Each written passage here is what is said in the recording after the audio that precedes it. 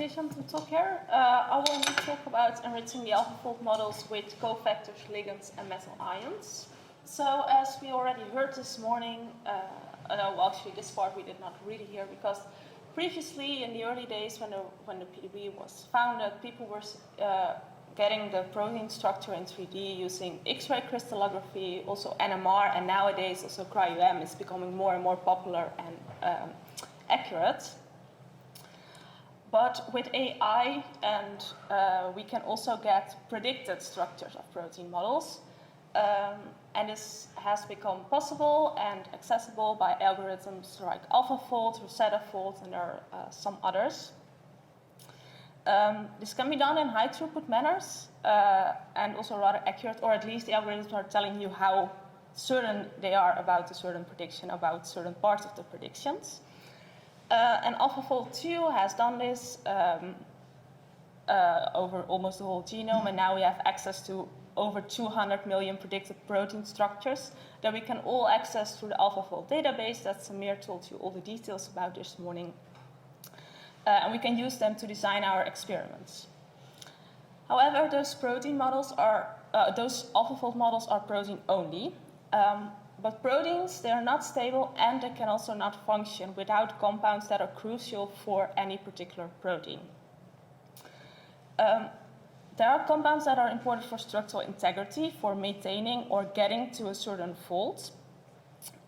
Compounds involved here are metal ions, but also bigger organic molecules. For instance, if you look at this protein, which is myoglobin, we see that AlphaFold predicts the fold of the protein properly. But the information about the function of this protein is not in there. We do see that there is a cavity for a heme group, which myoglobin needs to bind oxygen and carbon monoxide to be able to transport those two molecules throughout your body. The histidines are there, they are ready to bind the heme, but the molecule itself is not there, neither are the oxygen molecules, for instance. Then there are also compounds that are important for protein function. There are organic ligands and cofactors. And cofactors usually are important for enzymes to be able to do their function, to perform the enzymatic reactions. For instance, this adenosylmethionine in metal transferases, so it's important to transfer a metal group from one molecule to another. But also cofactors are important for electron transfer. For instance, NAD is one of the cofactors doing so. And this made us wonder, can we enrich the AlphaFold models and supplement them with cofactors, organic ligands, and metal ions to get more biological information and functional context to these predicted structure models? And we would like to do this based on experimental homologous structure models that we have available in our PDB redo databank. And this is a databank that we have been developing for almost 15 years now, and it contains re-refined, rebuilt, and uniformly treated X-ray structure models. So we went on. One of the questions that we first would like to answer is which compounds would we like to transplant? Obviously, we would like to transplant the heme into myoglobin, but also other compounds like all the cofactors. There's a cofactor database, so we took all of those compounds. We took the commonly occurring ligands from the PDB, for instance, ATP. And the PDB also contains some molecules that are used for the experiment to, for instance, lock a protein in a certain stage. And then we map them back. So when we find an ANP, we map back to ATP. And we also selected commonly occurring metal ions. We decided to not transplant compounds like water, PEG, and other common crystallization agents because those are usually used to facilitate the X-ray experiments rather than contributing to the protein function. Also, we did not select post-translational modifications or modified amino acids because such modifications usually invoke a conformational change, and this is not, we don't know about the state of the protein in the AlphaFold models. And the same holds for other polymers like peptides, nucleic acids, and carbohydrates. So when we do this, we go to the PDB and we selected all the compounds that have a 95% coverage of all the ligands present in there. And this resulted into the transplantable compounds list, which has about 2,700 compounds. And with that, we could start developing our algorithm. So we start with an AlphaFold model initially, and nowadays you could also use any model you want. And with the AlphaFold model, we first do a BLAST sequence search against all the sequences that we have in the PDB reader databank. And we look for a minimal sequence identity of 25% over a length of 85 amino acids. And this is because that is the minimum requirement to get a secondary structure element and to do an alignment. Then with these hits, we check if there are hits that have a transplantable compound. So that is a compound that we have on the list that I created on the previous slides. And for that, we also take the 3D structures from the PDB reader databank. And then for each structure in this cleaned hit list, we take the AlphaFold model as input. That was the input model, and the PDB reader model, and we put them on top of each other. So we align them. We first do that on the C alpha atoms, so on the back, and then we go to the compound that we will possibly transplant and do a more local refinement on all the atoms within 6 angstrom of the transplant, or all the backbone atoms. And with those aligned models, there's only one step left, and that is actually to copy the transplant, the transplant from the PDB redo model into the AlphaFold model, and then we end up with the AlphaFill model. We do make sure that we transplant only one copy of a certain compound per binding site. So we applied this algorithm to the AlphaFold database version 2. So that is almost 1 million predicted protein structures, and it contains all the model organism proteomes, the proteins relevant to global health, and Swiss prots. And when we do this, we end up with 586,000 AlphaFold models with at least one transplant, and in total we have transplanted over 12 million compounds. Did we transplant heme into myoglobin? Yes, we did. You can see it on the right-hand side. So this is the AlphaFill model where the heme is transplanted, as well as the oxygen molecules and the carbon monoxide molecule. The more recent AlphaFold models, so the remaining almost 200 million, can be generated on the fly, and then we will store them. The algorithm is fast enough to do that in usually a couple of seconds or minutes if you have large structures.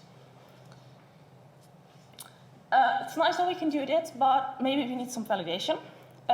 In order to do so, we created a validation set which contains all the transplanted compounds that originate from 100% sequence identity. And for those transplants, we calculate the local environment validation score, the LEV score. And this is the RMSD that we calculated for all the non-hydrogen atoms within 6 angstrom of the transplant atoms.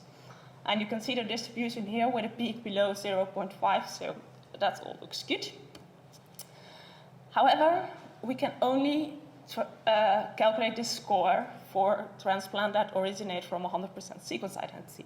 So we cannot use it as is to define some quality metrics for the transplants. And that is why we started to look at numbers that we do calculate for every transplant. And one of them is the local RMSD, which is the RMSD of the binding site of the transplant, basically. And when we correlate this with the validation score, so the validation score is on the x-axis and the local RMSD is on the y-axis in this plot, we do obtain a correlation. And therefore, we decided that we can use the local RMSD to indicate transplant reliability. Another way to validate the transplant is to look at clashes. So if there are clashes between the transplant itself and the atoms of the protein, then it might not be that good. So we defined a transplant clash score, the TCS, of which you can see the formula here. So we take the square roots of the sum of the squared van der Waals overlaps divided by the number of distances considered.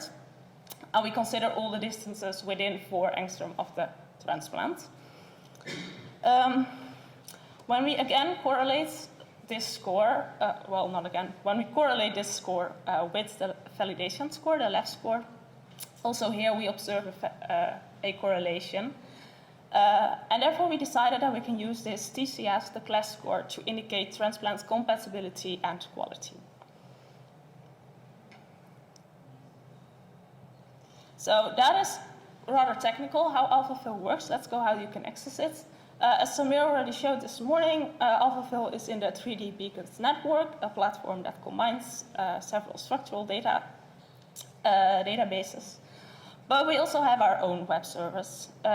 This is the entry page, where you can access the UNIPROT ID of the protein of interest. And then if you press enter on your keyboard, you go to the specific entry page.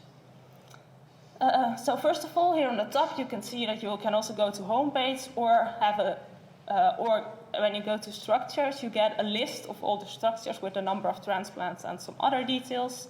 When you go to compounds, you get a list of compounds with the numbers to which it was transplanted, etc. So you get some statistics. And now we are looking at the model page. So we can see that we are looking at the efflux pump membrane transporter. And you can download the structure file, which is the AlphaFill model, the metadata, which is fairly formatted in JSON, so you can easily read it by a computer as well. And we link to the original AlphaFold model. Then on the left-hand side, you can see the 3D representation of the protein. And this is interactive, so you can toggle it around, you can zoom in, zoom out, you can rotate the protein and look from every angle you want. For this protein, we see that the transplanted compounds on the bottom are mainly hydrophobic. And this indicates that this is the transmembrane part of the protein. And on the more bottom part, the top domain of the protein, you see that the ligands are more buried, indicating that this is the active side of the protein.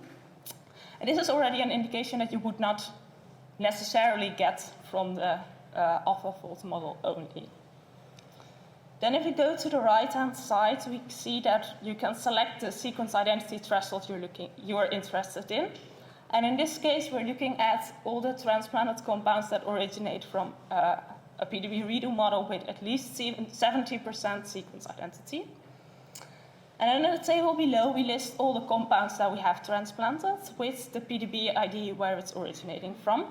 If you click on a PDB ID, then you're directed to the PDB redo page of this structure, so you can have a look at the experimental structure. Then we have some scores, the global RMSD, just to give you an indication about the global alignment of those two structures, an ASIM ID, so you can find back which one is which. And then the two quality indicators that I introduced you before, the local RMSD and the TCS, which is the clash score. And you can see that some of those scores are marked yellow. And this indicates that you should be a bit suspicious by using those transplants, because those scores indicate that there might be something not that proper. If those scores would be really worrisome, then those blocks would be marked red. So it's rather intuitive how much caution you should take with the transplant based on those validation metrics. Then finally, we have the show column where you can select the tick boxes of certain ligands you want to have a look at. And then there is, since yesterday, the download button that you can also download the thing that you're exactly the thing that you're looking at in the 3D viewer at that point. When you only select one ligand, we can, as you can see here, for this cellular retinoic acid binding protein 2, we have selected the one on the bottom, which is retinol. It has a class score of 0.99, and we should be a bit worried because it's yellow. But you see a box that says optimize, and if you click that, then we do a short refinement for you of the ligand-protein complex. And then when we have finished that, you get the view on the right-hand side, where you can download this optimized protein-ligand complex as a structure file. And you also immediately see that the class score has substantially improved from 0.99 to 0.29. Another feature that we provide is that you can now fill your own models. So when you go to the AlphaFill web interface, you can upload your own model. Please make sure that it is a valid MMSIF or a PDB file. If you want to run a bunch of structures, you can also download AlphaFill from GitHub, install it locally and run it there. Or you can use the AlphaFill API, which will be there soon. So let's go to some structural examples. So here we're looking at the ABL1 kinase with an ADP bounce. So this is the AlphaFill model, and we see a local RMSD of 0.99, which is a bit worse on, not that bad, and a clash score is fine. However, to the same protein, we also transplant an ATP molecule. And we see that even the scores improve a bit. So we see that the local RMSD goes down and also the TCS goes down a little bit. And this indicates that the ATP bound state might be a bit more suited than the ADP bound states, indicating that AlphaFold has predicted a state of the protein that is closer to the inactive state of this kinase than the active state of the kinase. When we look at the zinc binding site in this stem binding protein, on the left-hand side we see that there is a properly predicted zinc that is involved in protein function. It also originates from a very high sequence identity and it had good scores, so it's not really a surprise. And the same holds for the zinc on the right-hand side, which is involved in structural integrity. You see a typical zinc finger there. When we look at this, those two zinc atoms transplanted to the zinc finger protein 91. We see on the left that there is a zinc atom properly transplanted, but it originates from 36 sequence identity. Still good, scores are good, the zinc finger itself looks fine, nothing to worry about. But the zinc on the right-hand side does look a bit odd, which is also reflected in the local RMSD. And this is illustrating one of the limitations of the AlphaFill algorithm, that it does rely on homology, because it originates from 35% sequence identity. So yeah, not much you can do about it. It can also happen that there are no close homologs available for the AlphaFold model. And then you will end up with an empty AlphaFill model, or in other words, we cannot transplant anything because there are no available homologs. And that made us wonder if we can use artificial intelligence to recognize ligand binding pockets from structural patterns. We do have sufficient data. There are over 100,000 ligand binding pockets in PDB redo and over 12 million in AlphaFill. So data-wise, it should be fine. So we thought, well, let's start with simple cases, metal ions. We chose them because they are important in structure stability and in enzymatic reactions. And they are single atoms, so there's no rotation and also only one conformation. So we went on and we selected all the most commonly occurring metal ions, namely zinc, magnesium, calcium, iron, and copper. And we selected a training set and a validation set for all those metal ions. So for zinc, magnesium, and calcium, we have 4,000 for training and 1,000 for validation. And for iron and copper, we have over 300 for training and about 30 to 40 for validation. But a neural network does not really know about protein and atoms, etc. So we need to convert the 3D coordinate system into a grid space. And we do that by first defining 9 chemical properties of atom types. So we group all carbons into one category. We have 3 types of nitrogen, so the nitrogen and histidine, the positively charged nitrogen atoms, and other nitrogen atoms. For oxygens, we also have 3 categories: the hydroxylic oxygen, the carboxylic oxygen, and the carbonyl oxygen. And for sulfur, there are two sulfur types usually in proteins, so we define the sulfur and methionine and the sulfur and cysteine being a different type of sulfur. Then, with these atom types assigned, we transform the atom position from Cartesian space to grid space. And to illustrate that, please look at the grids below. So the carbon's coordinates are put into the grids, and then we also select the surrounding grids. And we do this with a grid spacing of 0.5 angstrom, and the same for the oxygens and all the other molecules that are in the protein, all the other atoms that are in the protein. But then the neural network needs to learn how a metal binding site looks. In order to do so, we place the metal ion in the center of a container cube with size of 36 angstrom. And then we randomly take a sampling cube, which has size of 24 angstrom, as you can see here. And then within this sampling cube, we define a learning cube, and this learning cube has size of 15 angstrom, and it's always in the center of the sampling cube. Then we can start the learning process, which we do over 100 epochs. And first of all, we randomly rotate the sampling cube, which is then passed into the neural network, and we use Unet++. So it takes the sampling cube as input, and it goes through some convolution, and it returns a probability grid per metal. So we get one for copper, one for zinc, iron, calcium, magnesium, and also one for an empty grid. We performed learning on over 10,000 proteins with in total over 38 metal sites. So for zinc we have almost 14,000, calcium 8,500, magnesium 13,000, and for copper and iron almost 1,500.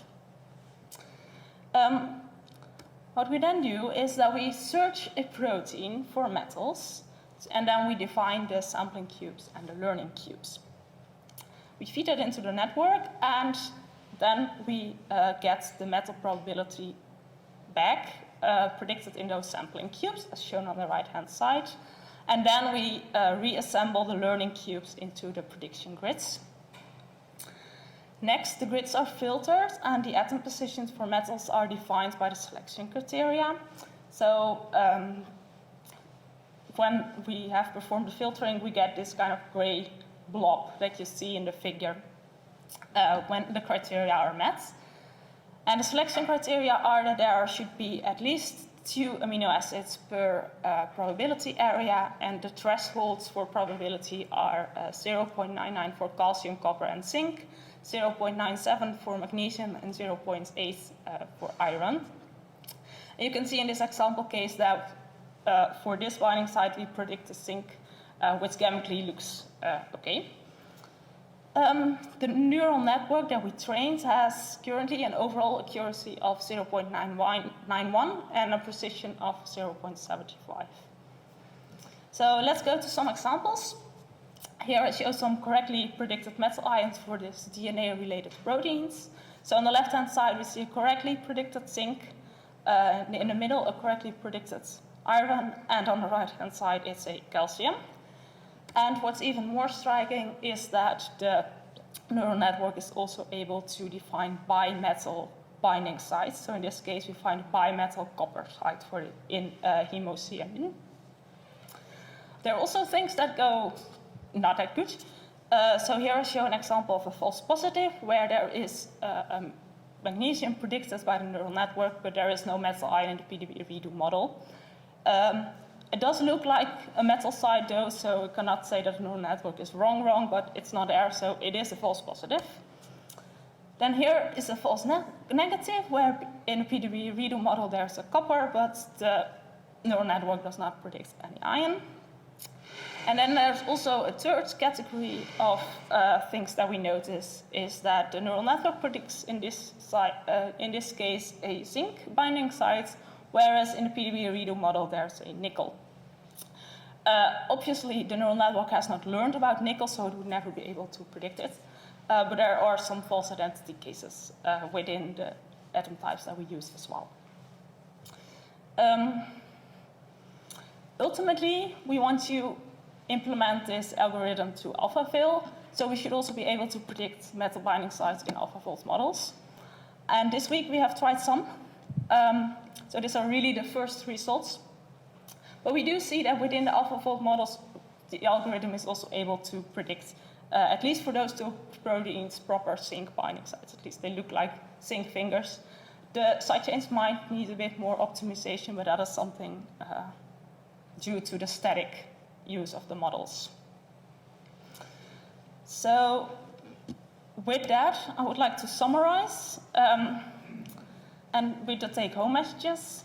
So I think we can all agree that the AlphaFold database has a transforming effect on structural biology research. And with AlphaFill, we created a new resource to enhance biological interpretation of the AlphaFold models. The AlphaFold models are enriched with ligands based on homology, and we can also predict metal binding sites and protein structures. This prediction algorithm needs some more validation and testing, and then we will implement it in AlphaFill. And afterwards, we will try to see if we can predict binding of larger molecules into the AlphaFold models and other proteins. And that leads me to the acknowledgement. First of all, I would like to thank Maarten Hekkelman, who wrote the AlphaFill algorithm and built the database. NKI is working on the metal binding prediction, and Robbie Joosten and Tassos Perakis are guiding and supervising this project. The funding comes from INEX Discovery, EOC Life, and OnCode Institute. And if you're curious, please have a look at your favorite protein. You can not only look at the proteins that are in AlphaFold, but now also upload your own models. They are not in AlphaFold yet. Thank you for your attention.